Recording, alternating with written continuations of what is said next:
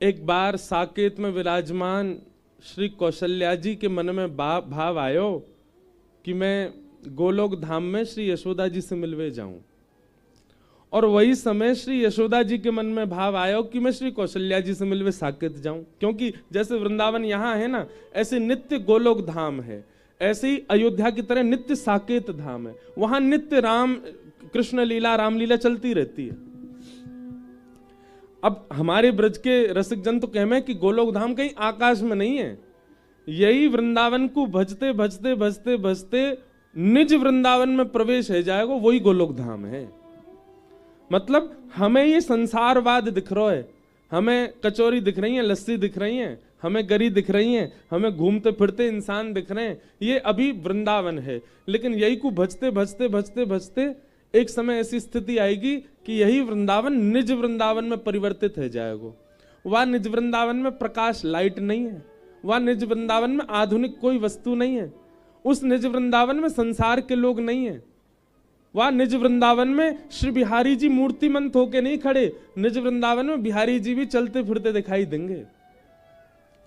निज वृंदावन में श्री राधा रमण जी को दर्शन करवे जाओगे तो आज राधा रमण जी ऐसे खड़े हैं, पर निज वृंदावन में जब राधा रमण जी को दर्शन करोगे तो कहो तो अपने सिंहासन पे और पाम लटका के बैठे होंगे और आपकी जाति पूछेंगे, अरे खारियात आओ, काले क्या आओ मेरे काजे।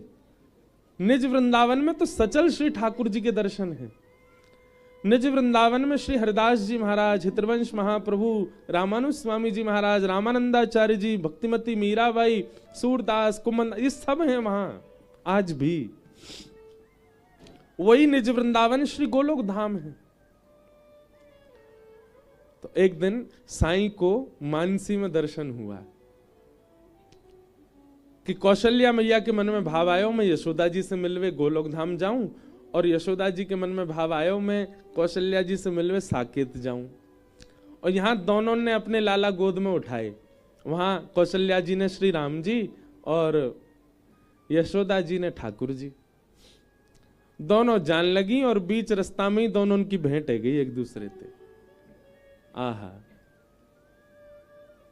जैसे ही दोनों मिली तो अपने लाला तो नीचे छोड़ दिए, एक दूसरे को हृदय से लगाने लगी, आपस में बैठ के वहीं सघन कुंज में बतियान लगी।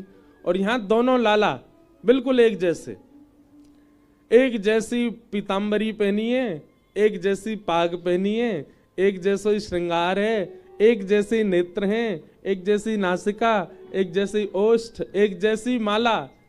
आज ठाकुर जी ने जो माला पहनी वैसी माला राम जी ने भी पहनी है। यहां दोनों बालक भी खेल, बालक दोनों नहीं खेल रहे, केवल कन्हैया खेल रहे, राम जी तो चुपचाप बैठे हैं।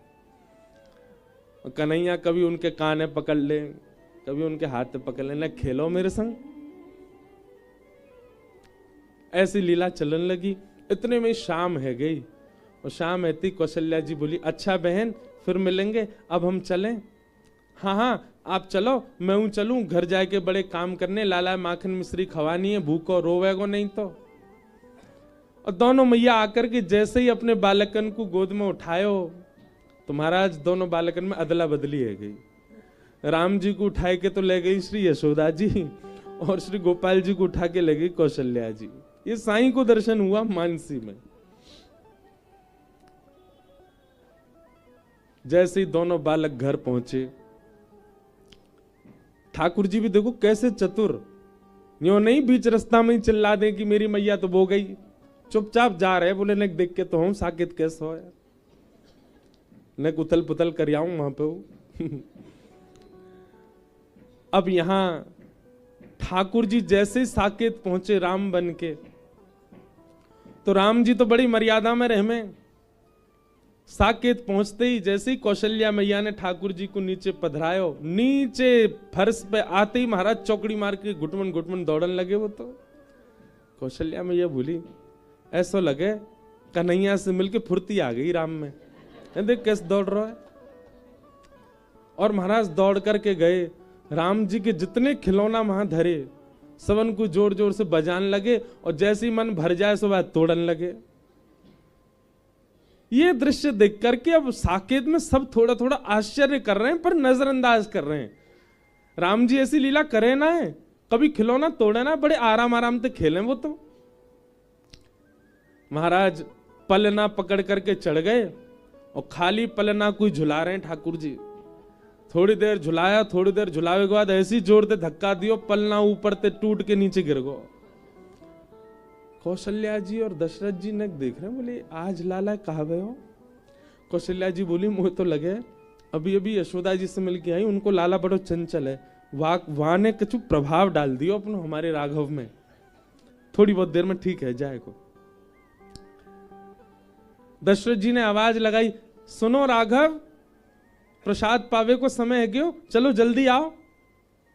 राम जी को नियम है, एक चौकी पर दशरथ जी बैठे, छोटी चौकी पर छोटी थाली में राम जी प्रसाद पावे। लेकिन वहां नंद भवन में ठाकुर जी को नियम है कि जा थाली में नंद बाबा पा रहे हैं वही में पामेंगे, और नंद बाबा की गोद में ही बैठ के पामे। अब यहां राम जी तो है नहीं, ठाकुर जी हैं। ठाकुर जी घुटमन घुटमन आए, अपनी थाली तो दूर कर दी, बाबा की गोद में बैठ गए और बाबा से कहने लगे मुझे खवाओ। दशरथ जी को भी अच्छा लगा, बोले अरे आज तो राम जी गोद में ही बैठ गए, अच्छा चलो मैं खवाऊं। हाँ पवाओ। थोड़े थोड़े तिनका उठा उठा करके मुख में दें, एक बार पालियो, दूसरी तीसरी बार तुम्हारा दशरथ जी की उंगली काट गए अपने दांतन से। दशरथ जी मन में विचार कर रहे हैं, राघव ऐसे नहीं करते। इतने में ही तो ठाकुर जी ने कड़ी लाई हाथ में और एक हाथ में लाई खीर और दशरथ जी की पूरी दाढ़ी में लगा दी हो, ऊपर से नीचे तक पूरा डाई कर दी महाराज। पीरे पीरे दशरथ जी पूरे नीचे तक फैल गए। दशरथ जी घूम के कौशल्या जी को देखें, जी क्या हो रहा है, इतना प्रभाव उस बालक का। ठाकुर जी को तो पेट भर गो, तुरंत उतर के भाज गए। राम जी के सखा आए, सब आकर के द्वार पर कह रहे हैं, रघुकुल कमल दिवाकर कौशल्या नंदन दशरथ नंदन प्रभु श्री राम, खेलवे को समय है गयो जल्दी पधारो। ठाकुर जी बोले भैया इतनी मर्यादा में कभी मधुमंगल श्रीधामा ना बोले, ये तो बड़े सीधे से बालक हैं। ठाकुर जी निकस के बाहर गए। अब राम जी तो खेल भी ऐसे ही खेले, नेक नेक बॉल खिसकाए दें, इधर उधर गेंद थे, वैसे ही खेल रहे हैं बड़ी शिष्टाचार मर्यादा में। ठाकुर जी नेक देर धीमे धीमे खेलते, बड़े परेशान है गए, बोले यार यहाँ तो अन्य को सुख ही नहीं मिल रहा। राम जी के जितने सखा सबन की चोटी पकड़ी और चोटी पकड़ के बोले घोड़ा बनो, और उनको घोड़ा बना दे, ऊपर चढ़ जाए, उनकी चोटी पकड़ खींचे, जहां खींचू वहीं को चलियो।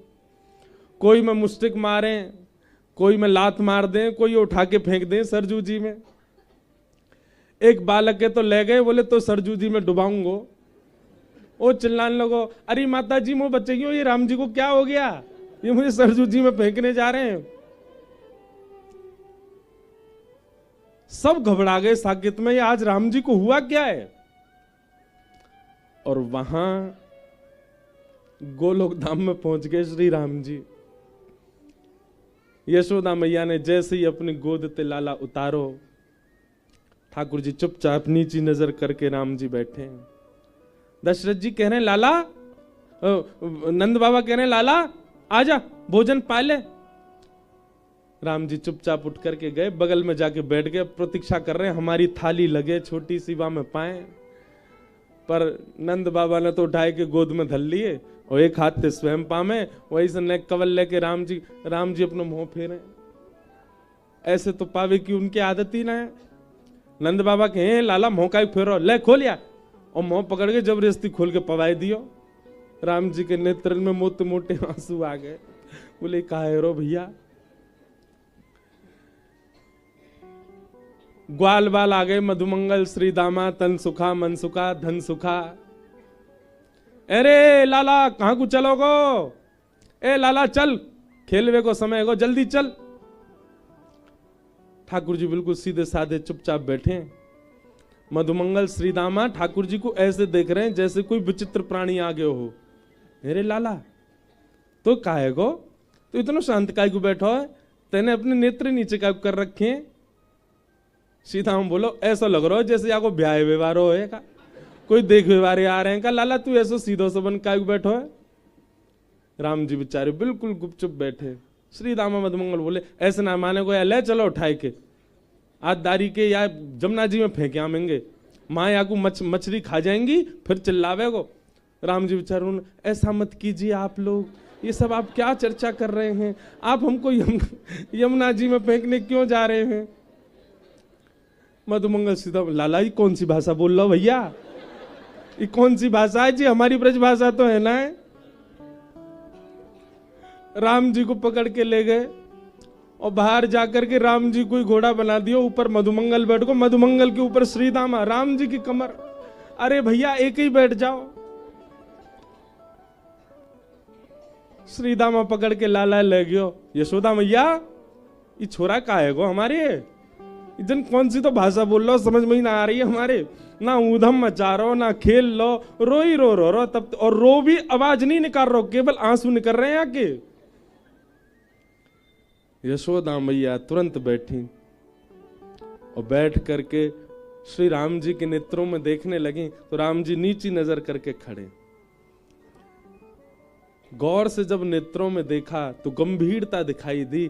तुरंत कौशल्या जी, तुरंत यशोदा मैया बोली राम। तुरंत ठाकुर जी बोल पड़े हाँ मां। अरे ये तो भूल है गई मोते, ये तो कौशल्या जी को लाला आगो मेरे संग। अरे मैया जे का है गो, हमने तो यहाँ के ऊपर चढ़ चढ़ के कमर तोड़ दी या की, हम तो यहाँ जमुना जी में फेंकवे जा रहे हैं, क्योंकि लाला तो जमुना जी में फेंकवे थोड़ी है, वो तो दूसरे ने फेंक दे। मैया इन्हें वापस कर आओ, बेचारी इनकी मैया चिंता कर रही होंगी। यशोदा मैया बोली मुझे की मैया की चिंता ना, मुझे यूं लग रही है साकेत में का बवाल है रहोगो, वो बंदर पहुंच गो वहां पे, मुंह तो बाकी लग रही है वरना का कर दिया होगा वहां पे। तुरंत राम जी को गोद में उठा करके यशोदा मैया दौड़ी और वहां महाराज कोई के हाथ टूट गए, कोई के पांव में घाव है गो है, कोई के बाल खींच लिए नोच लिए, कोई दो सिपाही ऐसे हैं वो खिलावे गए ठाकुर जी को, उनकी बड़ी बड़ी दाढ़ी, दोनों उनकी दाढ़ी में गांठ मार दी और दोनों छूटे ही नहीं पा रहे हैं एक दूसरे से। पूरी साकेत में बवाल है गयो महाराज। कौशल्या मैया ने लाला उठाए, लाला उठा करके दौड़ी, बीच रास्ता में दोनों मिल गई। जैसे ही दोनों मिली यशोदा मैया बोली अरे बहन ये तो कैसो काम भयो आज, दोनों बालक अदला बदली है गई, लो पकड़ो अपने माटी के मत होना, बैठो ही रे कछु करे ही ना जे, तो हम बे ना बोले ना डोले ना चले फिर कछु ना करे, आंख नीचे करके बैठो ही रे, रोवे भी चुपचाप है, बस आंसू ने निकारे, आवाज ही ना है सुनी पूरे दिन आते या की। कौशल्या मैया बोली तुम भी पकड़ो अपने बंदर है, जे शांति ही ना बैठे, पूरी साकेत में हल्ला करे आयो है। ऐसा दृश्य सबरे खिलौना तोड़ दिए राम जी के। दोनों बालकन को जैसे ही नीचे पधरायो, यहाँ राम कृष्ण दोनों एक दूसरे को हृदय से लगा रहे हैं और कौशल्या मैया और जानकी जी एक दूसरे को हृदय से लगा रही हैं। यही स्वरूप को दर्शन हमारे श्री कोकिल साईं अपने मानसी में कर रहे हैं। तो हमने कहा उस कथा में कि किसी में अगर सामर्थ्य हो तो एक चित्र बना के लाओ। आज एक बालक चित्र वो लेके आई हो, सामने है। हमने कही ऐसा चित्र बनाई हो कि पता नहीं चले राम जी कौन से और ठाकुर जी कौन से। तो मेरे पास कम से कम 70 चित्र आ चुके अब तक, लेकिन आज साईं के यहाँ की कथा में ही ऐसा चित्र आया जिसमें पता ही नहीं चल रहा कि इनमें राम जी कौन से और ठाकुर जी कौन से। देखो ये यहाँ पे ने वो करो, क्लोजअप करियो, वहां में टीवी में दिखेगा, पकड़ियो भैया ने अच्छे थे, हाँ मेरे भरोसे मत छोड़ दियो। ये देखो सामने दिख रहे हैं, एक से ही नेत्र, एक से ही नासिका, एक से ही मुखमंडल, एक सी पाग, एक सी कद काठी। अब बताओ यहाँ में ठाकुर जी कौन से? ठाकुर जी वो हैं जिनने कंधा पे हाथ धर रखो है। क्यों? राम जी तो बेचारे सीधे ही खड़े रहेंगे, ठाकुर जी हैं खींच रहे हैं उनको अपनी ओर। तो इतने दिनों से चित्र बन रहे थे, जितने भी बालकों ने दिए हमको, सबके चित्र बहुत सुंदर, एक से एक अद्भुत। पर हमने कही थी जैसे साईं को दर्शन हुए कि राम कृष्ण में भेद ही नहीं पता चल रहा है, वो चित्र आज साईं की कथा में ही आया है। तो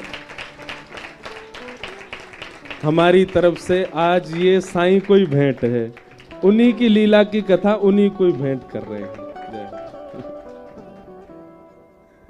बोलो मिथिले बावल साईं अमा की।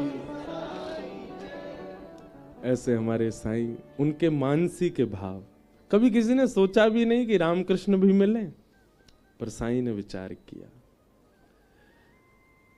तो धन्य है कि हम इस आंगन में बैठे हैं, उस महापुरुष के आंगन में बैठे हैं जो ऐसे भाव रखते थे ठाकुर जी के प्रति। और ये गोपनीय है। आज वृंदावन में इतने वर्षों से ये स्थान है, वृंदावन के लोग नहीं जानते। हमको इस कथा के लिए, प्रचार के लिए कोई ऐसा नहीं है कि इसीलिए गोपनीय, क्योंकि प्रेम जितना गोपनीय रहा जाए उतना बढ़े। महाराज जी हमको ज्यादा प्रचार नहीं करना कि सब लोगों को पता चले स्थान कौन सा है, कैसा है। जो लोग सुन भी रहे हैं ना, वो भी बाहर से ही प्रणाम कर जाए करियो द्वार को। कभी साईं की आज्ञा होगी तो द्वार खुले मिल जाए तो भीतर आ जाइयो, दर्शन कर जाए करियो। लेकिन यह स्थान अद्भुत है और अत्यंत अंतरंग और गोपनीय है। ऐसे स्थान को हम प्रणाम करते हैं। इसलिए यहां कथा कहना, सुनाना मेरा सौभाग्य होता है, इसलिए यहां मैं भाव से आता हूं। कई लोग पूछते हैं कि महाराज जी अगर हमें मानसी चिंतन करना हो तो कैसे करें। बहुत ध्यान से सुनो। सबसे पहले तो एक प्रातःकाल ब्रह्म मुहूर्त उठने का नियम रखो।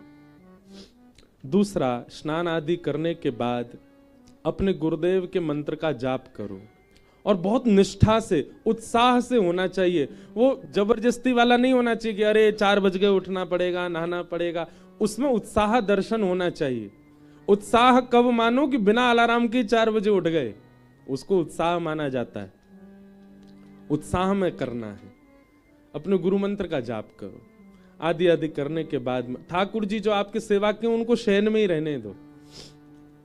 उन्हीं के सामने बैठ के अपने हाथन में थोड़ा इत्र अंकित करके और ब्रजरज को तिलक आदि करके, जो भी आपके संप्रदाय को भाव है वो करके, फिर नेत्रबंद करके सघन कुंज को स्मरण करो। कुंज को स्मरण करो, नदी को स्मरण करो, पर्वत को स्मरण करो।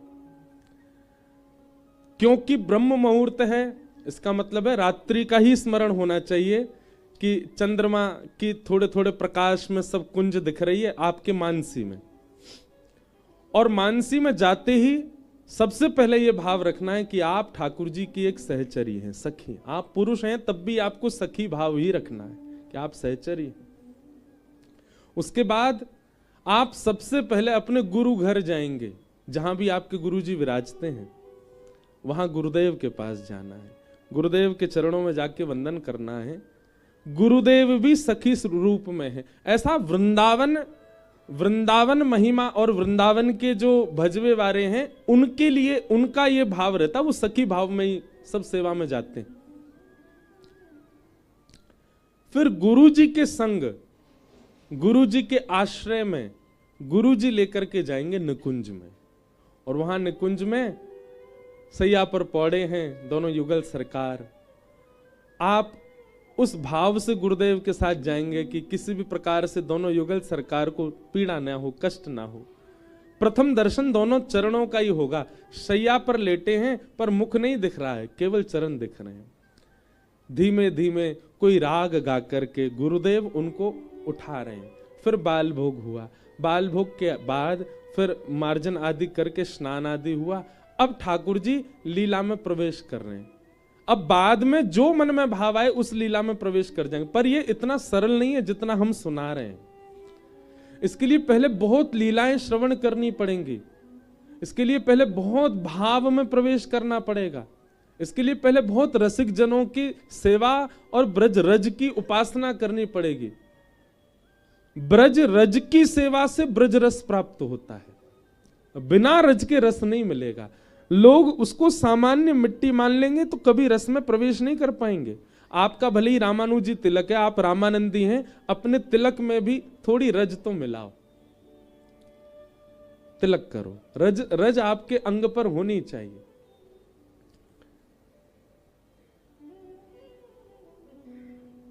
बिना गुरु के, बिना गुरु दर्शन के आप मानसी में नहीं जाइए। आप सीधे स्मरण कर लेंगे कि सघन कुंज है, यमुना जी बह रही हैं और वहां पर प्रियालाल जी दोनों लीला कर रहे हैं, तो आपको वह दिख सकता है जो नहीं दिखना चाहिए। लेकिन अगर आपके गुरु उस लीला में विराज रहे हैं, एक सखी रूप में या फिर सामान्य गुरु रूप में वे विराज रहे हैं, एक वृक्ष के नीचे गुरुदेव बैठे, ऐसी भावना हो जाएगी तो फिर लीला में जो अपराध बनना होगा वो नहीं बनेगा गुरु कृपा से। लेकिन कईयों का गुरु में इतना विश्वास ही नहीं है, केवल दीक्षा ले ली है, गुरु के वचनों के प्रति इतनी भावना ही नहीं है, उनसे भी अपराध बनेगा मानसी में। और एक बात हमारी हाथ जोड़ के सुन लीजिएगा, मानसी में यदि एक अपराध बन जाए तो वर्ष भर तक या 6 महीने तक पुनः मानसी में नहीं जाना है। फिर आपको नाम जप के द्वारा, अपने भोजन प्रसाद की शुद्धि के द्वारा, अपने गुरु घर और रज की सेवा के द्वारा 6 महीना तक ऐसे ही रहना है, खूब लीला कथा सुननी है, सत्संग सुनना है, फिर प्रयास करना है अब मानसी में जाए। फिर आपको भी ऐसे, इतना सरल नहीं होता है। हमारे ब्रज के रसिकों ने या हमारे साईं ने भी बहुत समय दिया है सेवा को, बहुत समय दिया है आराधना साधना को, तब जाकर के उस मानसी की स्थिति में पहुंच पाए। तो समय दीजिए थोड़ा, इतनी जल्दी मानसी में प्रवेश नहीं मिलेगा। तो कुछ नियम है, इनका पालन करो। गुरु के वचन अटल कर मानो, साधु समागम कीजे, मन रे कृष्ण नाम कह लीजिए। गुरु कृपा बहुत आवश्यक है। आइए अब कथा क्रम में हम लोग प्रवेश करें।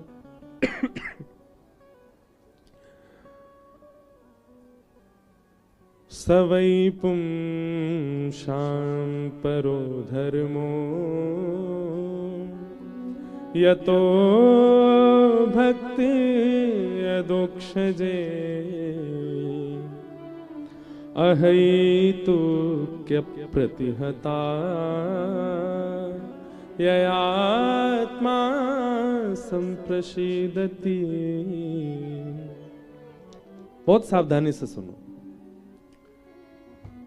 सवै पुंसां परो धर्मो, यतो भक्तिर अदोक्षजे। सभी प्राणी का परम धर्म क्या है? धर्म क्या है?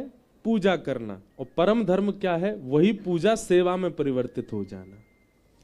वृंदावन वासी पूजा नहीं करते, वृंदावन के उपासी सेवा करते। पूजा और सेवा में अंतर क्या है?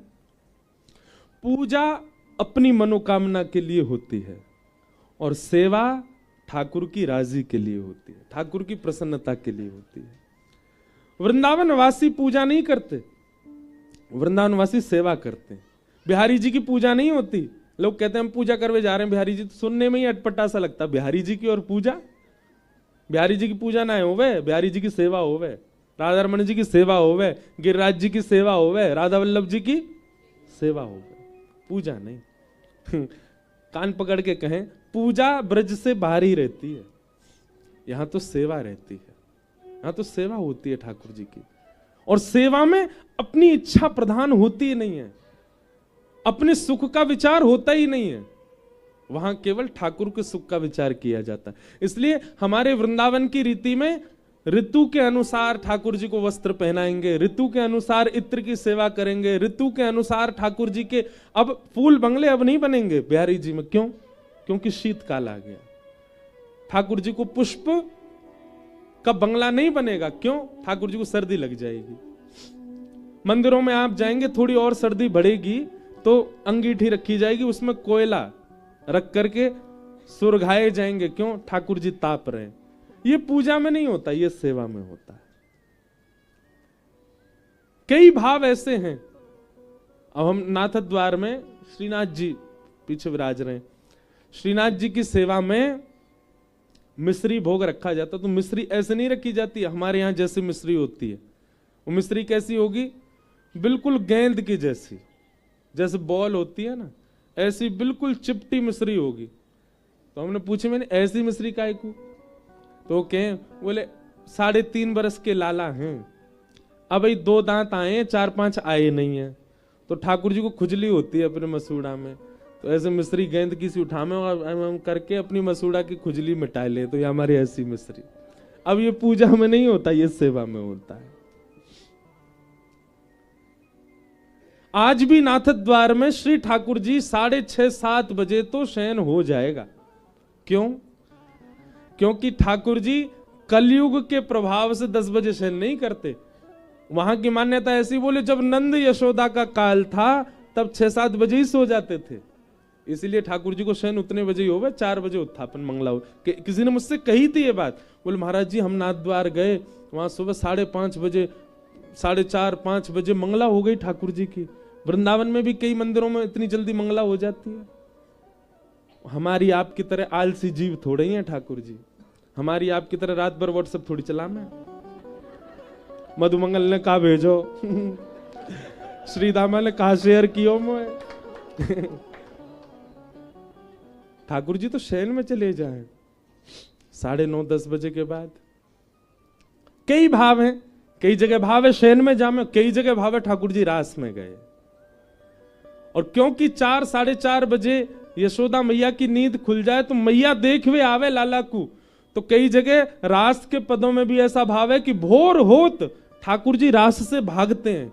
क्यों? यशोदा मैया जाके चद्दर टटोलेगी, कहां गए हो लाला? तो यशोदा मैया उठे उससे पहले आके ठाकुर जी चद्दर ओढ़ के पड़ जाए। अब देखो यहां दूसरा भाव, जिन मंदिरन में सवेरे 4 बजे मंगला है रही है, वहां को भाव यह कि यशोदा मैया ने आके चद्दर उघार के देख ली है कि लाला सो रहा है कि नहीं।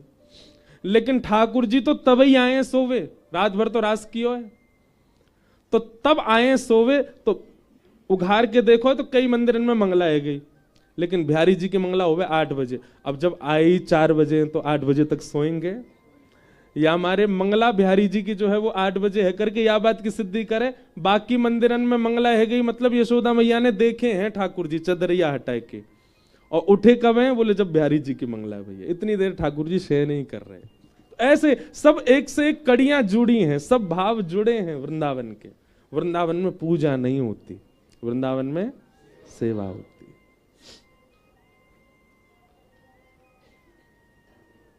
तो धर्म क्या है? पूजा करना।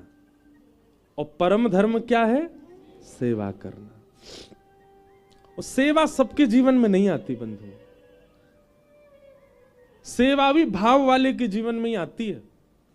आपके चाहने से सेवा नहीं आएगी, ठाकुर जी के चाहने से सेवा आती है। अच्छा, आपके चाहने से ठाकुर जी आ जाएंगे, पर वो सेवा का विस्तार ठाकुर जी की कृपा से होता है। उसके लिए किसी किसी को खूब तड़पना भी पड़ता है, पर ठाकुर जी करते हैं कभी ना कभी अनुग्रह। तो सवई पुंसाम परो धर्मो, यहां की कथा वृंदावन परख ही हो रही है, तो संपूर्ण भागवत के अर्थ भी वृंदावन परख ही हो रहे हैं, इसलिए उस भाव से सुनिएगा। सवई पुंसाम परो धर्मो यतो भक्तिर अदोक्षजे अहैतुक्य प्रतिहता। सभी प्राणी मात्र का परम धर्म क्या है? अहैतुकी ठाकुर जी की भक्ति करना। अहैतुकी भक्ति मतलब सेवा। अहैतुकी भक्ति, अहैतुकी भक्ति का दूसरा रूप क्या होता है? चाहे जीवन में जो हो जाए पर हमारी सेवा ना रुके, चाहे हमारे जीवन में जो हो जाए पर हमारी सेवा होगी, हमारा सेवा भाव रहेगा। घरों में क्या होता है? मोस्टली घरों में 3 दिन का ब्याह आ रहा है घर में, चाचा के यहां, ताऊ के यहां, क्या करेंगे? ठाकुर जी के आगे चना चनोरी धर दे, ठाकुर जी के आगे मिश्री धर दे, 4 दिन यही से काम चलाओ, हम जा रहे हैं ब्याह में। सेवा वाले ऐसे नहीं होते। सेवा वाले तो ठाकुर जी की सेवा करेंगे, चाहे कितनों ब्याह हो, और स्वयं का ही ब्याह है तो किसी और को सेवा दे के जाएंगे, पर सेवा नहीं रुकती ठाकुर जी की। वो तो जिस प्रकार घर के सब सदस्य वैसी सेवा है ठाकुर जी की, उसी को ही अहेतुकी भक्ति कहते हैं। और अहेतुकी भक्ति करने वाले के लिए ही यहाँ सूत जी महाराज कह रहे हैं वही परम धर्म है। सवई पुंसाम परो धर्मो यतो भक्त अदोक्षजे अहेतुक्य प्रतिहता ययात्मा संप्रसीदति।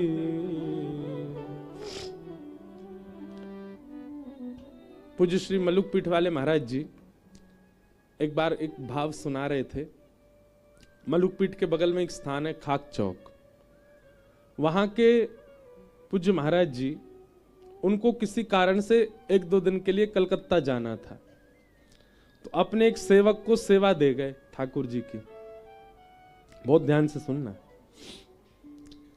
बता के गए, बोले देखो तुम हमारी सेवा देखी है तुमने, कैसे हम सेवा, वैसी सेवा करना है इनकी, ठीक है। और हम लौट के आए, हमको सेवा बहुत अच्छी मिलनी चाहिए। तो सेवक बोला ठीक है, बोला वाला बेचारा सेवक। अब महाराज जी तो चले गए। महाराज जी किन्हीं की कथा सुना रहे, कोई संत थे वहां, उनके भाव सुना रहे। संभवतः महाराज जी के ही गुरुजी श्री पहाड़ी बाबा महाराज का ही चरित्र था। तो वे जैसे ही कलकत्ता गए तो वहां यहां जो सेवा जिनको देके गए बोला भाला व्यक्ति, उसने विचार किया, बोले गुरुजी कह के गए बढ़िया सेवा होनी चाहिए। जे ठाकुर जी रोज जल से नहाते हैं, पंचामृत से नहाते हैं, और गुरुजी इनको सूती कपड़ा से पहुंच देते हैं, आज मैं इनको रगड़ रगड़ के नहवाए दूं। तो उसने क्या किया, सर्फ होता है ना कपड़ा धोने वाला, वहां से ठाकुर जी मीड़ दिए ऊपर से नीचे तक, उनके गाल में ले, हाथ में ले, सब जगह सर्फ लगा दिया। और यहीं तक ही नहीं, बर्तन मांजने वाला मांजना होता ना, उससे जाके घिस और दिए, और चमक जाएंगे ठाकुर जी। और जैसे उसने जल आदि डाला तो ठाकुर जी तो चमचमाने लगे बिल्कुल। उसने कही अब गुरु जी देखना ऐसे प्रसन्न हो जाएंगे चमकते हुए ठाकुर जी को देख के। पर वहां दूर देश में बैठे महाराज जी रात्रि में जैसे सोए तो उनको श्री रामचंद्र जी के गाल पे घाव दिखाई दिए, हाथ में घाव दिखाई दिए, वक्ष में घाव दिखाई दिए। स्वप्न में ऐसे ठाकुर जी दिखे, तुरंत दौड़े वृंदावन के लिए।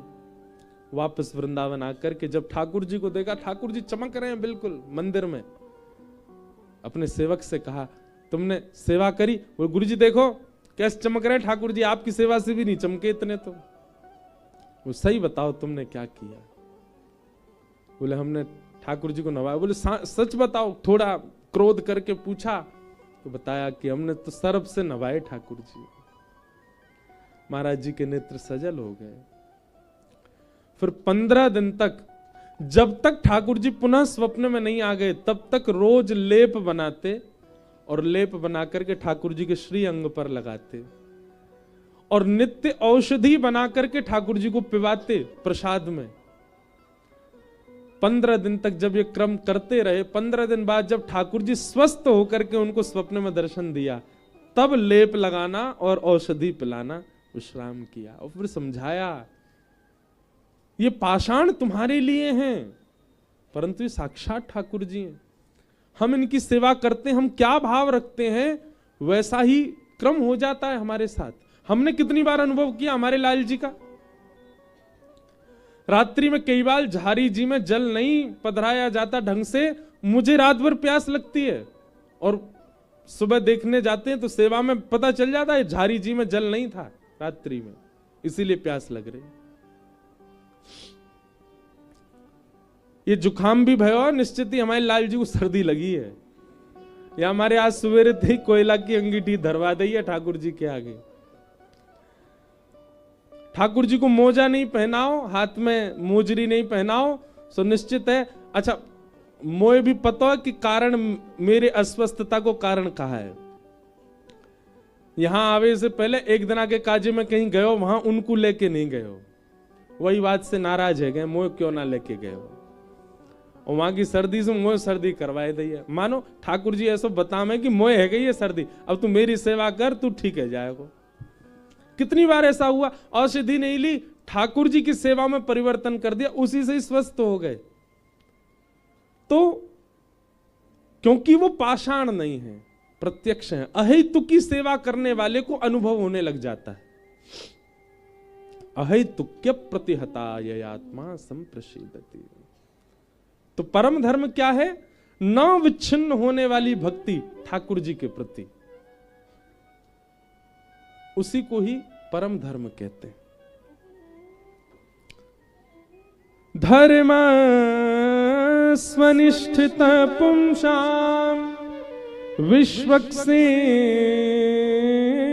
कथासुय नोत्पादये दधिरतिम श्रम एव हि केवलम। धर्मस्वनिष्ठितः पुंसाम विश्वक्सेन कथासुय। बहुत अच्छी बात। श्री सूत जी कहते हैं, आप जितने भी धार्मिक क्रिया करते हो वो सब ठाकुर जी स्वीकार करते हैं कि नहीं, इसका एक ही प्रमाण है। आपके द्वारा किए गए यज्ञ, आपके द्वारा किए गए अनुष्ठान, आपके द्वारा किए गए व्रत, आपके द्वारा किए गए नियम, उनसे ठाकुर जी प्रसन्न हैं, इस बात का एक ही प्रमाण है। क्या? नोत्पादये दधिरतिम श्रम एव हि केवलम धर्मस्वनिष्ठितः पुंसाम विश्वक्सेन कथासुय। कभी सत्संग में बैठो, कथा में बैठो, किसी प्रवचन में बैठो, और कहीं नहीं तो यूट्यूब पे ही खोलो, अगर उसमें आपकी रति हो रही है, रति मतलब मन लग रहा है, आपकी इच्छा हो रही है श्रवण करने की, भले ही आपके 4 काम पेंडिंग पड़े पर फिर भी आप उसके प्रति आसक्त होकर के श्रवण कर रहे हो, कथा में दिखने वाली आपकी रति इस बात का प्रमाण है कि आपके अनुष्ठान व्रत नियम से ठाकुर जी प्रसन्न हैं। और अगर कथा में रति नहीं है, कथा में इच्छा नहीं, कथा में प्रसन्नता नहीं, कथा में मन नहीं, तो इसका मतलब आप जो कर रहे हैं वो केवल कर रहे हैं, श्रम एव हि केवलम, केवल श्रम है, केवल परिश्रम है, ठाकुर जी उससे प्रसन्न नहीं है।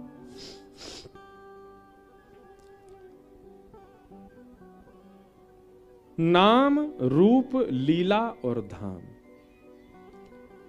ये 4 प्रकार हैं भगवत प्राप्ति के। सबसे पहला नाम। सहज ही व्यक्ति का आकर्षण सबसे पहला ठाकुर जी के प्रति नाम से ही होता है। छोटे बालक को देखो, उसको कथा वथा तो नहीं पता, लेकिन जैसे जैसे थोड़ा बड़ा हो, दादी दादा नानी नाना बोलो राधा राधा राधा, तो बालक ताली बजाने लगता, बोलने लगता है। नाम के प्रति प्रथम आकर्षण होता है। दूसरा आकर्षण होता है रूप के प्रति। बच्चे धीरे धीरे माता पिता के साथ, दादी दादा के साथ मंदिर जाते हैं, ठाकुर जी को देखते हैं, कौन है? जय जय जय जय। फिर उनको देखते हैं, उनके रूप के प्रति आकर्षण होता है। और फिर धीरे धीरे लीला के प्रति, अब उनको धीरे धीरे कथा में लाना प्रारंभ किया जाए। और फिर कथा के बाद आकर्षण बनता है धाम के प्रति। ये तो बालकों का प्रकार बताया, पर बड़े लोगों के लिए भी यही है। सबसे पहले नाम। नाम इतना जपा जाए, नाम जप इतना किया जाए कि उस नाम जप के प्रभाव से आपके नेत्र बंद हैं और आपके चित्त में ही रूप प्रकट हो जाए। किशोरी जी का, ठाकुर जी का, सहचरियों का, सखियों का, सखाओं का रूप प्रकट हो, और उनका स्वरूप प्रकट ना हो तो कुछ भी अंग प्रकट हो जाए, हस्तकमल ही प्रकट हो जाए, चरण कमल ही प्रकट हो जाए, कोई वस्त्राभूषण ही प्रकट हो जाए, कुछ तो प्रकट हो नाम के प्रभाव से। नाम जप करने वाले लोग बहुत ध्यान से सुनिएगा, नाम जप करने के पीछे उद्देश्य होना चाहिए, नहीं तो नाम जप में मन भटकेगा। आप उद्देश्य क्या रखो? हम सीधा उद्देश्य रखते हैं श्यामा श्याम, नहीं होगा इतनी जल्दी। पहले कोई आकार ही रखो। मान लो मुझे एक चूड़ामणि दिख जाए श्री जी की, इसी उद्देश्य से ही नाम जप करो। धीरे धीरे आपका मन ही चूड़ामणि का निर्माण करने लगेगा। और कभी ना कभी किसी रसिक के द्वारा आप किसी प्रवचन में सुनेंगे तो जैसी चूड़ामणि आपको दिखी वैसे ही चूड़ामणि का वो वर्णन कर रहे होंगे। आप जैसी चुनरी का भाव रख करके नाम जप करोगे, कभी ना कभी आपको किसी प्रवचन पद कहीं ना कहीं वैसी चुनरी का वर्णन मिल जाएगा। नाम जप में किसी अंग की, किसी भाव की, किसी श्रृंगार के दर्शन का उद्देश्य लेकर के बैठो नाम जप में, तो नाम से क्या प्रकट होगा? रूप।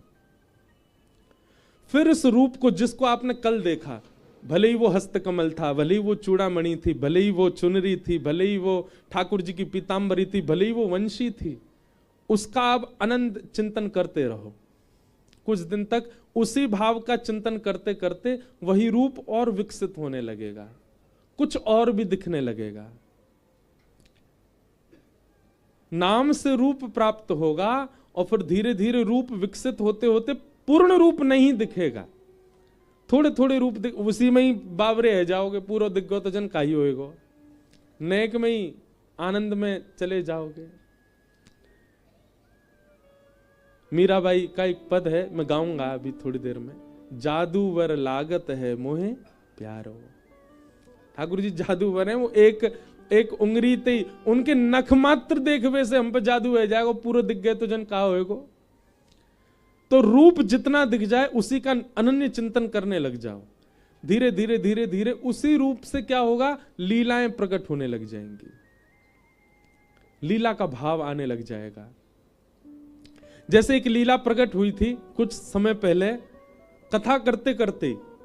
कैसी लीला थी कि श्री ठाकुर जी और किशोरी जी आपस में छिप्पम छुपाई खेल रहे हैं। समझते हैं उसको? हमारे ब्रज में दुब का धाई भी बोलते हैं। क्या बोलते हैं आपके यहां? क्या बोलते हैं? छुप्पन छुपाई है। तो एक लीला प्रकट हुई। कैसी लीला? सब सखीन ने कही, हे श्यामा श्याम आज दुबका धाई खेलेंगे, हमारे ब्रज में दुबका धाई खेले। तो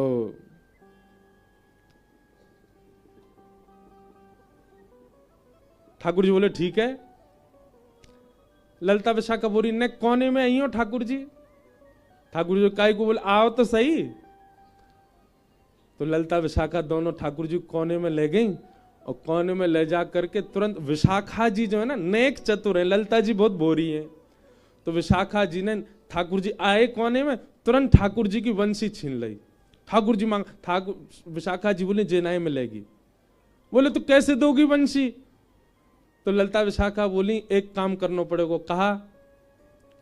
बोले जब आप ढूंढवे जाओगे भले ही श्री जी दिख जाएं फिर भी उनको पकड़ोगे नहीं।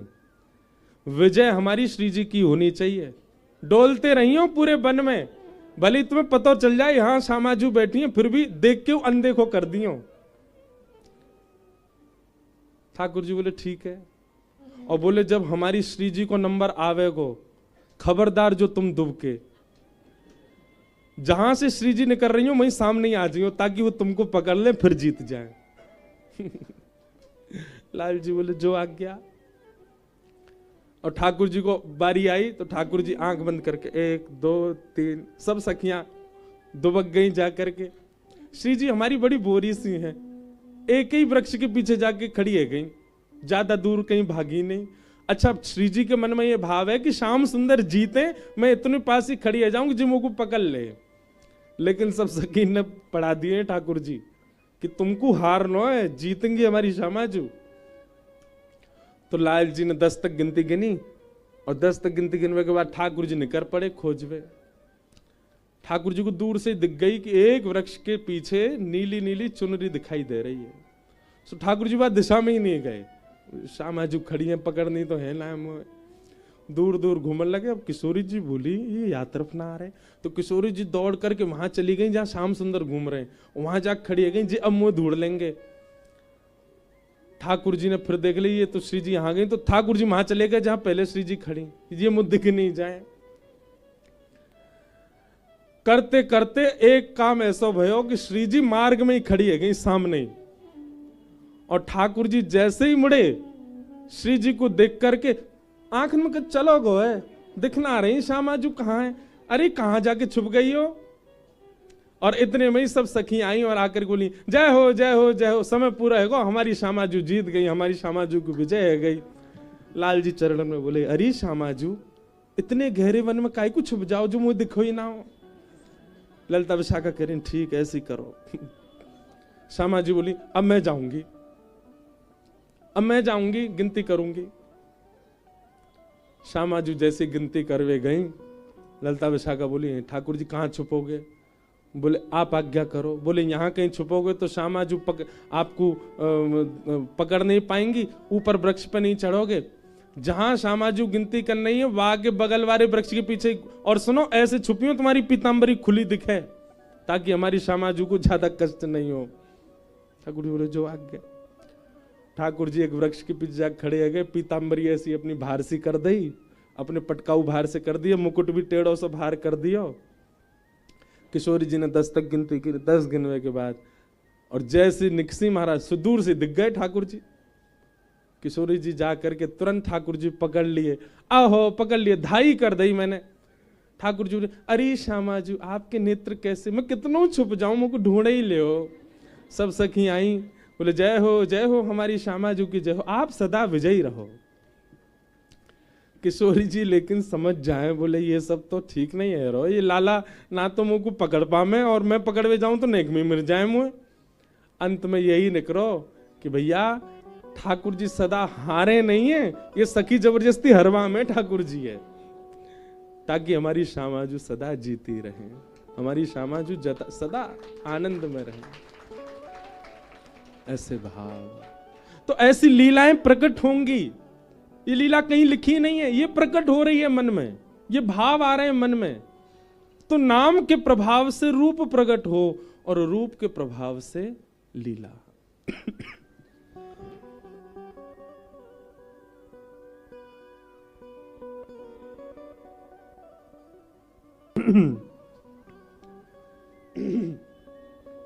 श्यामाजू को राज हमारे माई, श्यामाजू को राज हमारे माई, श्यामाजू को राज हमारे माई, श्यामा।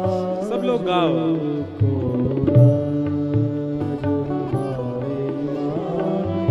भैया देखो जे मेरी गलती ना है कि मैं आगे क्रम में बढ़ ही नहीं पा रहा, ये या स्थान कोई प्रभाव है, यहाँ पता नहीं कैसे अपने आप ही बार बार मैं कथा में तो प्रवेश करूं पर फिर से निकुंज में आ जाऊं।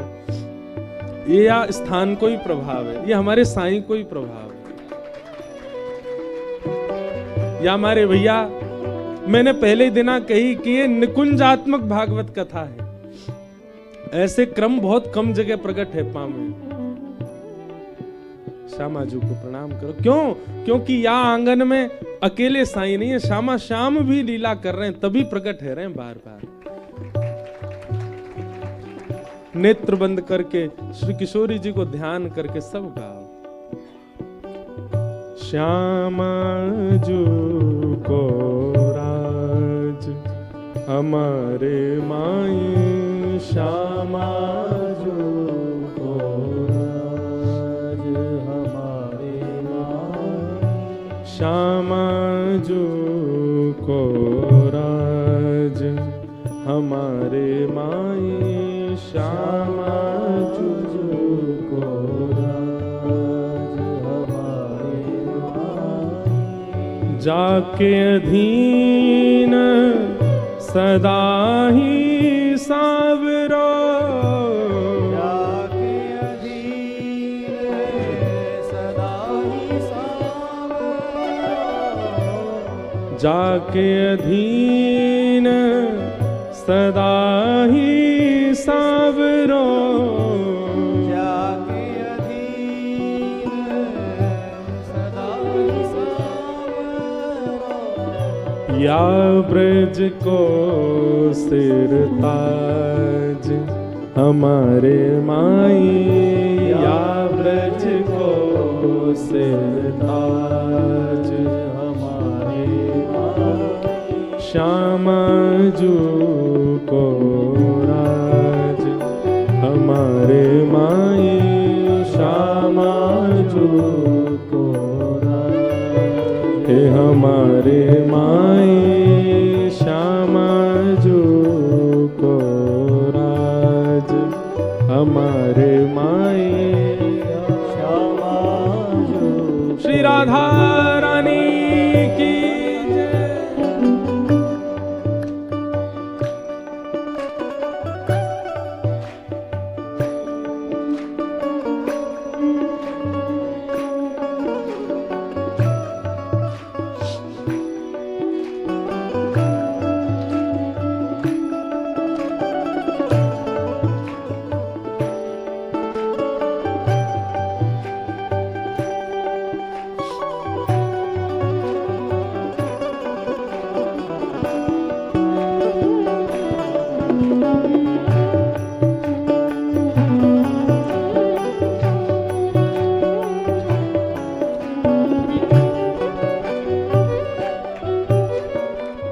रसिक जन कह रहे हैं ऐसी श्यामाजू और उनके अधीन रहने वाले ठाकुर जी कहाँ मिलेंगे, इनके दर्शन कहाँ है सके। तब कह रहे हैं यह जोरी अभी चल वृंदावन, यह जोड़ी अभी चल वृंदावन, यह जोड़ी अभी चल वृंदावन, ये जोड़ी अभी चल वृंदावन। ये जोड़ी कहाँ है? कह देते ये जोड़ी वृंदावन, पर नहीं, अविचल वृंदावन। अविचल वृंदावन मतलब वृंदावन से बाहर ये जोड़ी जाती ही नहीं है, ये सदा वृंदावन में ही रहते हैं। कहीं और भज के, कहीं और ध्या के श्यामा श्याम को अनुभव है सके, पर दर्शन नहीं होंगे।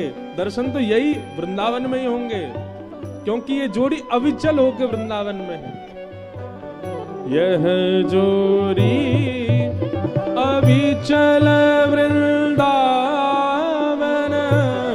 यह जोड़ी अविचल वृंदावन, नाही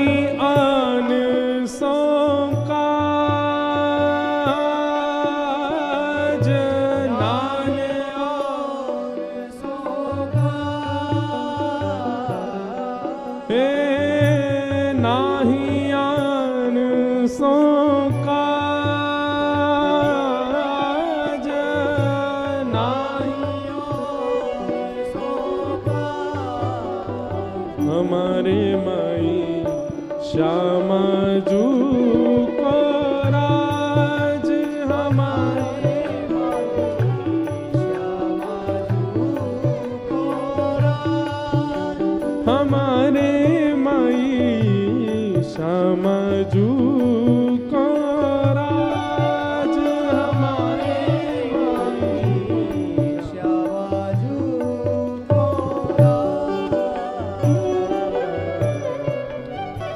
विठल विपुल बिहारिन के बल, विठल विपुल बिहारिन के बल, विठल विपुल बिहारिन के बल,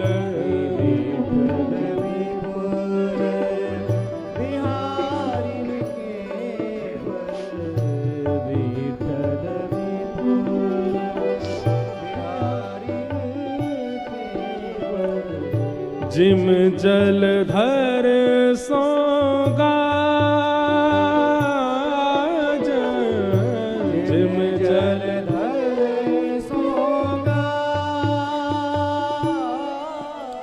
कितनी सुंदर बात। अब ये रसिकों की वाणी समझना बहुत कठिन है। विठल विपुल बिहारिन के बल, कैसो बल? बिहारिन को बल कैसो है, श्यामाजू को राज कैसो हमारे ऊपर? बोले जिम जलधर सोगाज। सबसे खतरनाक जंगल में कौन है? शेर। लेकिन वह भी काले काले बादलों की गर्जना से गुफा में चला जाता है। ऐसे ही काम, क्रोध, लोभ, मोह, ईर्षा, द्वेष, अभिनिवेश, अहंता, ये हमारे वन रूपी जंगल के भयानक सब जानवर हैं। पर जब ये हमारे मुख से सुनते हैं श्री राधा, ये गर्जना जैसी होती है, ये सब अपने अपने बिलों में प्रवेश कर जाते हैं, निकलते नहीं बाहर, चाहे जितने बलवान हो। पर श्री राधा श्री किशोरी जी के नाम का ऐसी गर्जना होती है कि उससे जितने भी हमारे मन रूपी वन के भयानक जंगल के ये सारे जानवर अपने अपने बिलों में प्रवेश कर जाते हैं। विठ्ठल विपुल बिहारिन के बल, विठ्ठल विपुल बिहारिन के बल, जिम जलधर सोगाज,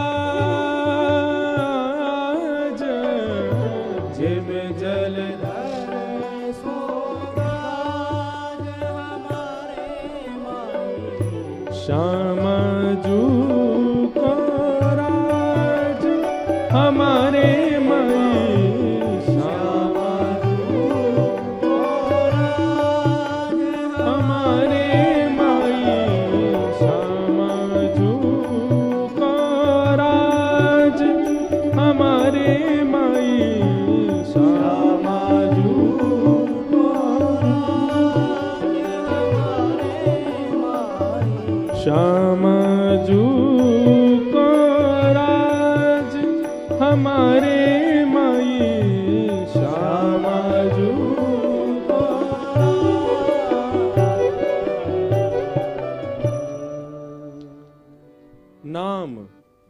नाम से प्राप्त होगा रूप, रूप से प्राप्त होगी लीला, और फिर लीला से प्राप्त होगा धाम।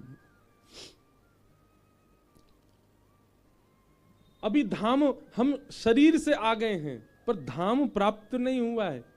धाम प्राप्त मतलब निज वृंदावन प्राप्त, जहां सचल श्री राधा रमण, सचल श्री राधा वल्लभ, सचल श्री कुंज बिहारी भ्रमण कर रहे हैं, वो होगी धाम की प्राप्ति।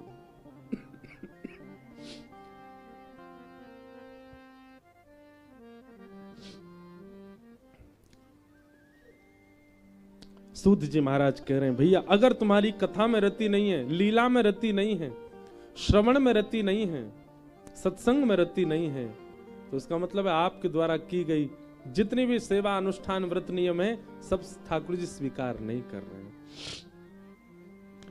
सूत जी महाराज इस प्रकार कई भाव बताते हैं। भगवान के अवतारों का वर्णन करते हुए सूत जी ने भागवत जी के निर्माण की कथा सुनाई। इदं भागवतम नाम पुराणं ब्रह्म संहितं उत्तम श्लोक चरितं चकार भगवान ऋषि। भागवत जी नाम का एक पुराण है। पुराण से बड़ा शब्द नहीं मिला इसलिए पुराण कहते, नहीं तो साक्षात श्री कृष्ण है। ब्रह्म संहितम, ये ब्रह्म संहिता है भागवत जी। उत्तम श्लोक चरितम, यहां पर उत्तम श्लोक कहते हैं भक्तों को, जैसे प्रहलाद जी, जैसे ध्रुव जी, जैसे अम्बरीश राजा, जैसे रहुगण, जड़ भरत संवाद, ये सब उत्तम श्लोक हैं, उनके इसमें चरित्र गाए गए हैं। और चकार मतलब इसको निर्माण किसने किया? भगवान ऋषि यानी कि श्री वेदव्यास। वेदव्यास जी महाराज ने ब्रह्म नदी सरस्वती के तट पर बैठकर के अपनी दिव्य दृष्टि से देखा कलयुग के लोगों को। अब हम थोड़ा कथाक्रम बढ़ाएंगे आगे, ध्यान से सुनना। वेदव्यास जी महाराज ने जब देखा कि कलयुग के लोग जो हैं ये तो भैया बड़े भटके हुए लोग हैं। आप लोग कहते जरूर हैं कि हमारा बहुत विश्वास है बिहारी जी में, हमारा बहुत विश्वास है श्री जी में, हमारा बहुत विश्वास है धाम में, हमारा बहुत विश्वास है अपने गुरु में। इतनी सी एक घटना यदि आपके मन के विपरीत की हो जाए ना, आपका विश्वास 2 मिनट में टूटेगा। किंचित विश्वास नहीं हमको, केवल हम बोलते हैं, बड़ बोले हैं हम लोग। मैं कहता हूं कथा में, कल को यहां हमारे आने से पहले किसी ने कह दी, बोले वो व्यास जी है ना भीतर पी रहे थे, और ये कहना भूल जाए चाय, उतने से ही उठ के चले जाए आधे तो। मान भी लेंगे, विश्वास बहुत जल्दी टूटता है हम लोगों का। कहीं कहेंगे हम सही कह रहे हो, जुकाम भी है ही रहा उनको, किसी ने सजेस्ट कर दिया होगा। बहुत जल्दी विश्वास टूटता है हमारा, हम लोग विश्वास में है ही नहीं। आप जिस दिन ठाकुर जी से कहोगे ना मेरा आप में अटूट विश्वास है, उसी दिन से ठाकुर जी ऐसी लीला करेंगे कि आपके विश्वास की परख हो। ठाकुर जी करेंगे, देखूं ने किया कि नस दबा के देखूं।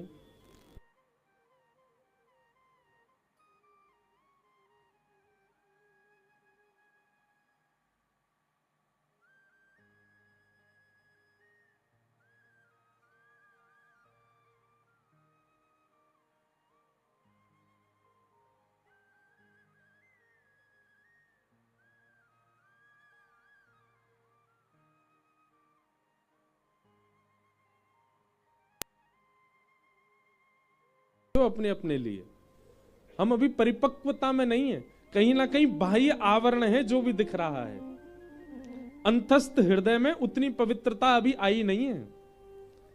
तब वेदव्यास जी ने विचार किया कलयुग के लोग इतने अपवित्र व्यवहार स्वभाव वाले, इनके लिए कुछ निर्माण किया जाए। तब श्री वेदव्यास जी महाराज ने वेदों की रचना की। वेद रचना करने के बाद पुराणों की रचना की, 17 महापुराण लिखे, 18 उपपुराण लिखे, लेकिन उनके मन को शांति नहीं मिली।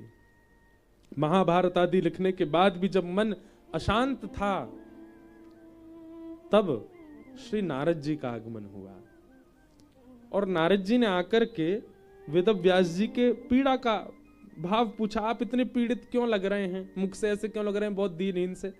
वेदव्यास जी महाराज बोले देखो मैंने कितना कुछ लिख दिया मानव कल्याण के लिए, पर पता नहीं क्यों मन में अभी भी असंतुष्टि सी है। मन में ऐसा लगता है कि कुछ रह रहा है, कुछ छूट रहा है, शायद मैंने कुछ अभी वर्णन किया नहीं है, मैं कहीं तो रुक रहा हूं।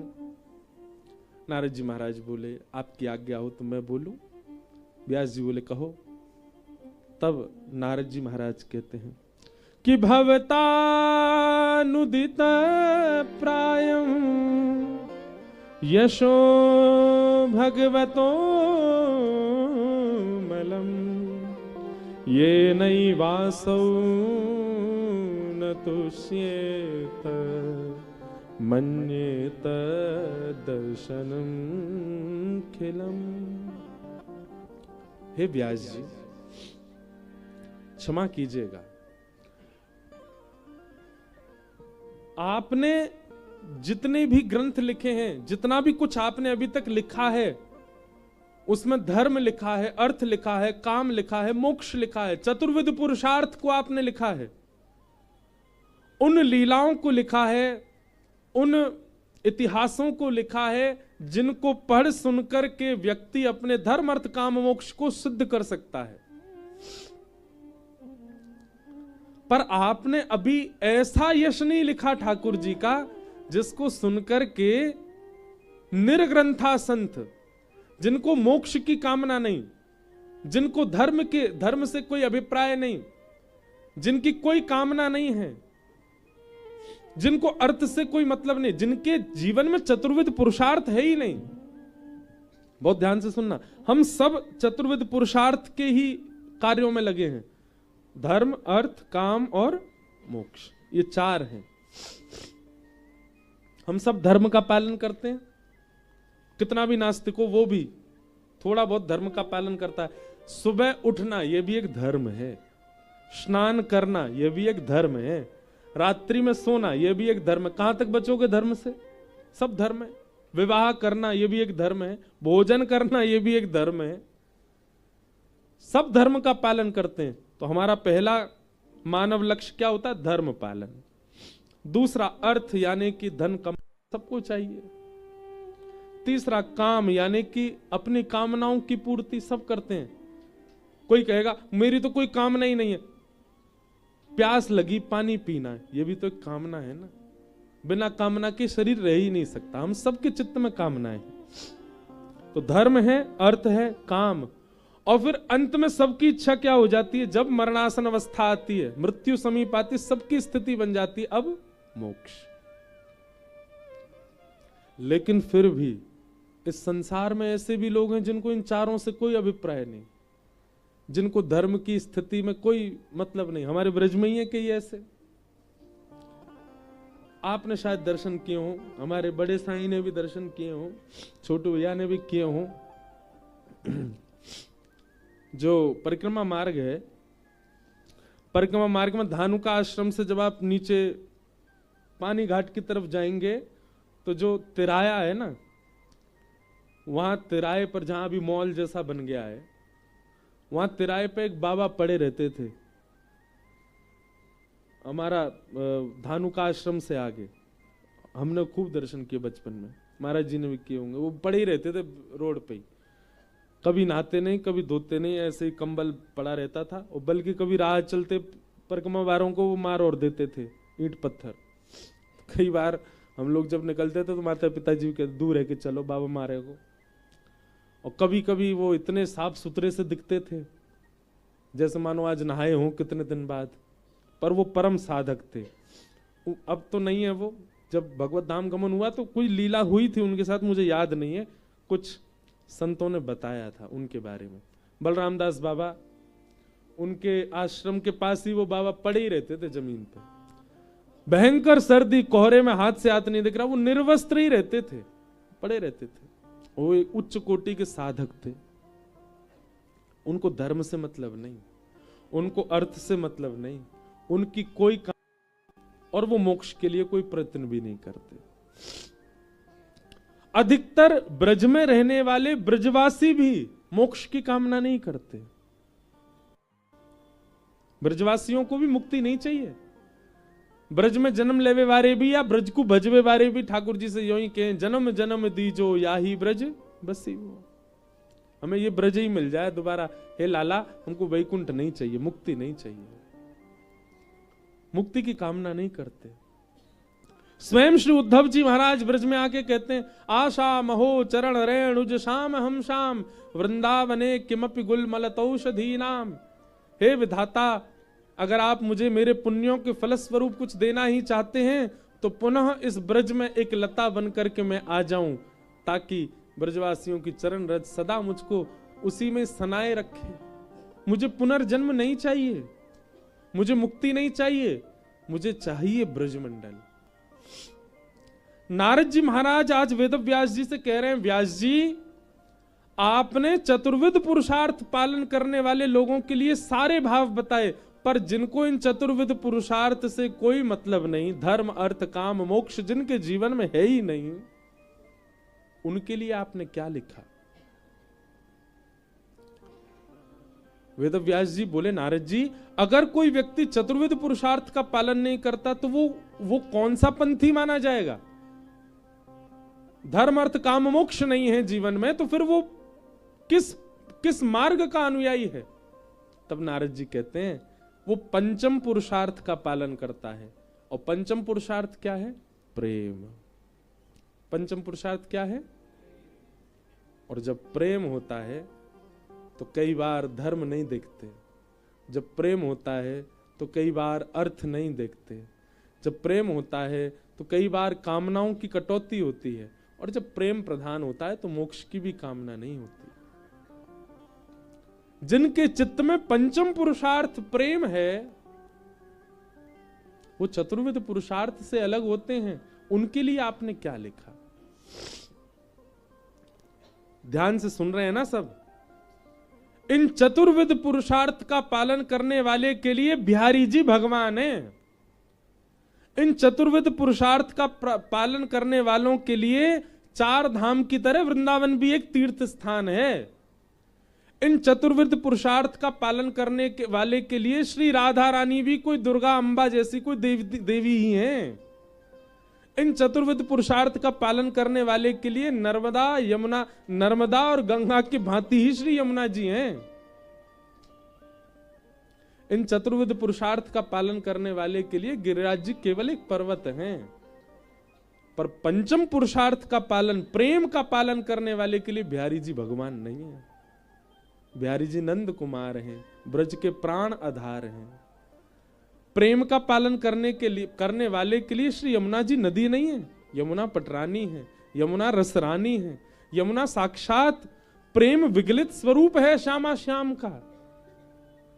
पंचम पुरुषार्थ प्रेम का पालन करने वाले के लिए श्री गिरिराज पर्वत नहीं है, उनके लिए साक्षात श्री किशोरी जी का हृदय है। पंचम पुरुषार्थ पालन करने वाले, प्रेम का पालन करने वाले के लिए वृंदावन कोई तीर्थ नहीं है, वृंदावन श्यामा श्याम का निज महल है। ऐसे पंचम पुरुषार्थियों के लिए आपने क्या लिखा व्यास जी? कुछ भी नहीं, इसीलिए आपका मन अशांत है। थोड़ी और सरल भाषा में कहूं तो आपने जो कुछ भी लिखा है, आपकी इन सब रचनाओं से व्यक्ति को भगवान में आस्था हो जाएगी, विश्वास हो जाएगा, समर्पण हो जाएगा, प्रेम नहीं होगा। ऐसा कुछ लिखिए जिससे प्रेम हो, जिससे वह श्याम सुंदर अपने से लगने लग जाएं, जिससे वह श्याम सुंदर के प्रति अपनो भाव आने लग जाए।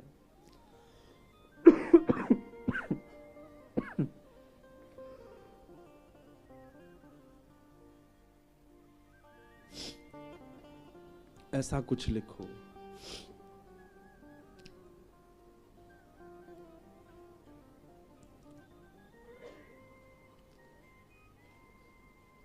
धर्म अर्थ काम मोक्ष का पालन करने वाला ये शब्द नहीं गा सकता जो मीराबाई गा रही हैं। क्या? यह संसार सकल जग झूठा, झूठा कुल रानाता। संसार सकल जग झूठा, झूठा कुल राना। एक बात कहूं, मेरे पीछे गा रहे हो आप, पर यहां से निकलने के बाद गा के दिखाओ। कोई कहे आपको लस्सी पियोगे, कह के दिखाओ। संसार झूठा है, ये लस्सी झूठी है। रात्रि का समय हो गया भाई, चलो भोजन कर लो, ये झूठा है सब। अरे तुम तो मेरे हो, तुम भी झूठे हो, नहीं कह सकता कोई, क्योंकि हम चतुर्विध पुरुषार्थी हैं। ये तो मीराबाई कहती हैं बस। मीराबाई क्योंकि मानती हैं कि सच में संसार झूठा है। कोई अपना नहीं यहाँ पे। वो प्रेम पुरुषार्थ का पालन करती हैं, वो प्रेम की अनुयायी हैं, इसलिए उनके चित्त में संसार की वो दृष्टि है जो हमारे चित्त में नहीं हो। हम केवल यहां बैठ के स्वीकारीकरण, सिर सब हिलाएंगे, मानेगा कोई नहीं। मैं खुद भी बाहर बैठ करके स्कूटी पे ही बैठ के जाऊंगा घर तक, मैं भी नहीं कहूंगा कि ये असत्य है, ये नश्वर है, क्योंकि मैं भी चतुर्विध पुरुषार्थ का पालन करता हूं। पर हां, धीरे धीरे आ रहा हूं पंचम पुरुषार्थ की ओर, कोशिश कर रहा हूं। जिनको प्रेम से अभिप्राय है उनके लिए आप क्या लिख रहे हैं? जिनको नहीं चाहिए, धर्म नहीं है, भाव अर्थ से नहीं है इच्छा, कोई कामना, ना ही मोक्ष की प्राप्ति करना चाहते। भगवान स्वयं कहते हैं श्रीमद् भागवत में कपिल विभूति संवाद में, भगवान जब अपने 4 प्रकार के भक्तों का वर्णन करते हैं तब भगवान स्वयं कहते हैं दीयमान न ग्रहणंती। मेरी 5 प्रकार की मुक्ति होती है मैया, मैं वह भी देता हूं और वह भी जो ठुकरा देता, उसको भी जो ग्रहण नहीं करता, वही निर्गुण भक्त, वो मुझे सबसे प्रिय होता है। आपने उनके लिए क्या लिखा?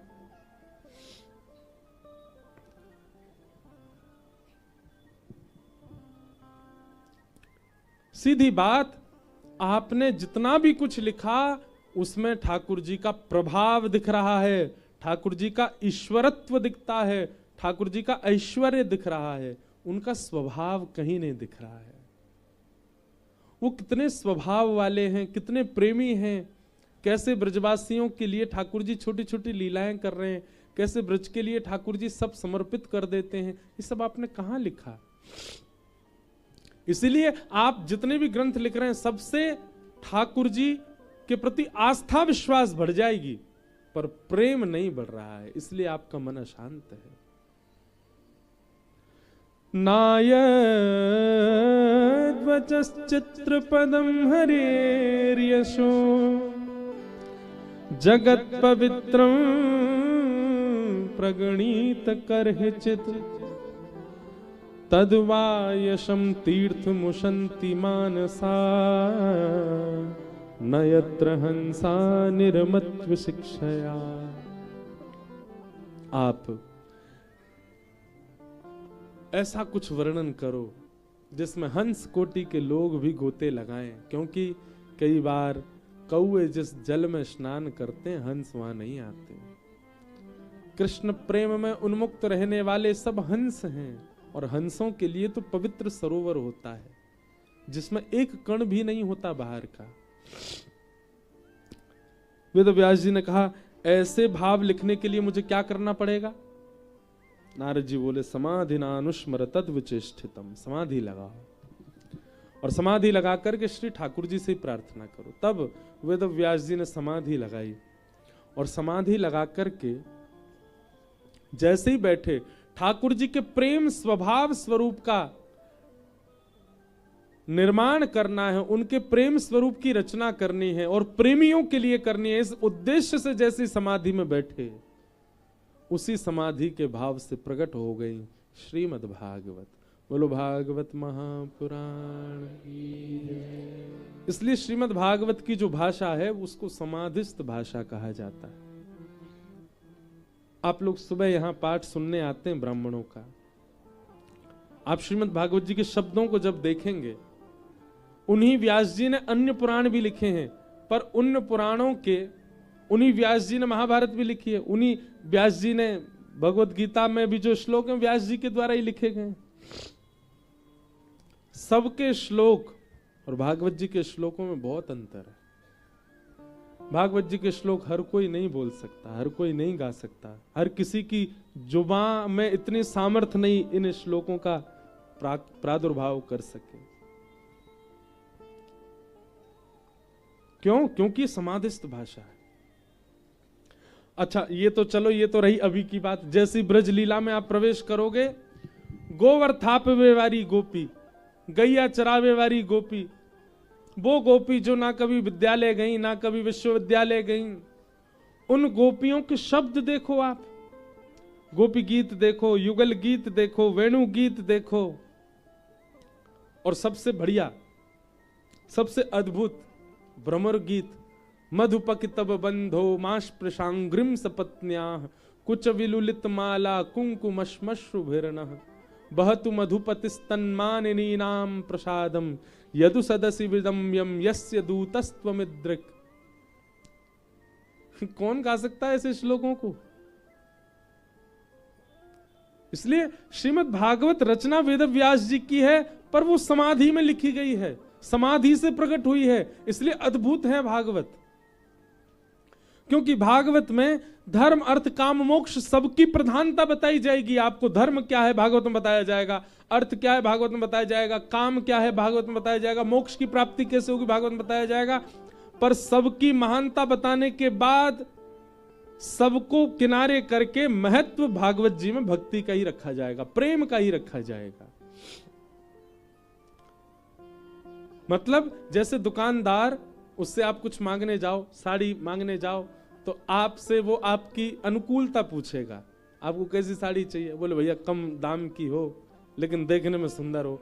तो वो 4 प्रकार की साड़ी निकालेगा, ये भी ले लो, ये भी लो, ये देखने में भी सुंदर है, दाम भी कम है, लेकिन इन चारों से परे थोड़ा खर्चा होगा, ये वाली साड़ी सबसे बढ़िया लगेगी। वो इस प्रकार करेगा, आपकी अनुकूलता से 4 साड़ी दिखा जरूर देगा, पर आपके लिए जो और अच्छी हो वो जरूर निकालेगा, भले ही वो महंगी हो। ऐसी भागवत जी में चतुर्विध पुरुषार्थ बताए जाएंगे, धर्म अर्थ काम मोक्ष, पर सब बताने के बाद में कहा जाएगा पालन आप भक्ति का ही करो, पालन आप प्रेम का ही करो, उसी से ही सदगति है।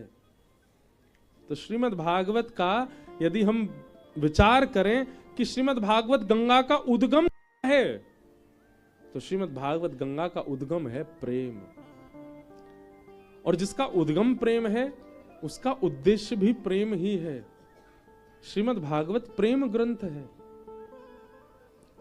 मैं तो कहता हूं कथा में, यदि भागवत जी नहीं प्रकट हुई होती व्यास जी के द्वारा तो शायद सूरदास नहीं मिलते, शायद कुम्मनदास नहीं मिलते, शायद मीराबाई नहीं मिलती, शायद तुलसीदास नहीं मिलते, शायद हितरवंश महाप्रभु नहीं प्राप्त होते, शायद स्वामी श्री हरदास जी नहीं मिलते, शायद रामानुजाचार्य प्राप्त नहीं होते।